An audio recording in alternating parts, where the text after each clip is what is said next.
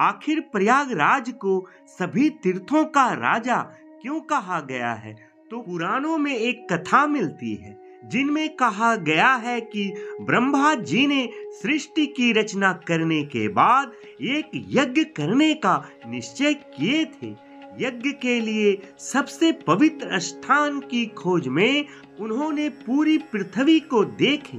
तब भी उनके मन में संशय था कि कौन सा स्थान सबसे पवित्र है और श्रेष्ठ है। संपूर्ण सृष्टि के भ्रमण करने के दौरान उन्हें प्रयागराज का क्षेत्र दिखाई पड़ा, जहां 3 पवित्र नदियां गंगा, यमुना और मां सरस्वती का संगम था। इन्हें देखने के बाद उनके मन में विचार आया कि यहाँ यज्ञ करना सबसे अच्छा रहेगा, मगर फिर भी उन्होंने अपनी संशय को दूर करने के लिए शेषनाग जी से पूछे कि क्या वाकई में प्रयागराज सर्वश्रेष्ठ तीर्थ है और क्या ये सभी तीर्थों का राजा कहलाने का अधिकारी है?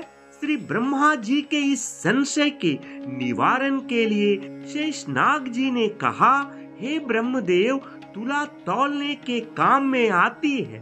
धर्म निर्णय में सबके लिए तुला प्रमाण कही गई है। इस कारण जो तुला द्वारा नापा और तौला गया हो वह सर्वश्रेष्ठ होगा और उसकी सत्यता में किसी को संदेह भी नहीं रहेगा, क्योंकि तुला से सारे संदेह दूर हो जाते हैं। इसलिए आप स्वयं परीक्षा कर लें कि कौन सा तीर्थ सबसे सर्वश्रेष्ठ है और इसका भी निर्णय तुला यानी तराजू के द्वारा ही हो जाएगा।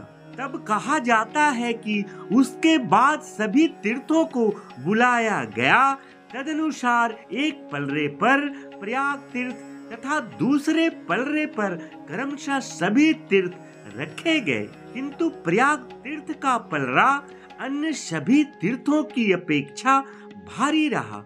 तब से प्रयाग तीर्थ को तीर्थ राज्य की मान्यता सर्वसम्मति से प्रमाणित मान ली गई। निर्णय हो जाने के बाद इस स्थान की पवित्रता और सकारात्मक ऊर्जा को महसूस करके ब्रह्मा जी ने यहीं पर यज्ञ का आयोजन किए।